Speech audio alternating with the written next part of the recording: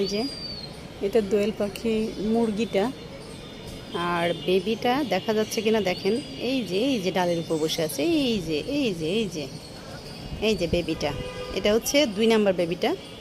আর 1 number বেবিটা মানে বড় বেবিটাও ওখানেই আছে। মেল ফিমেল বড় বেবি মানে 1 নাম্বার বেবি এবং 2 নাম্বার বেবি সবগুলো এখানে। আর 3 নাম্বার আর 4 নাম্বার বেবিটা এখানে।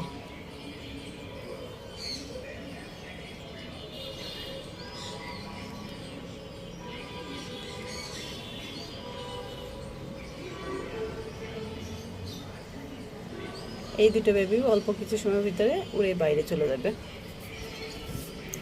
আর দেখা হবে না ওদের সাথে আমাদের কখনো। এই যে ফিমেলটা বসে আছে।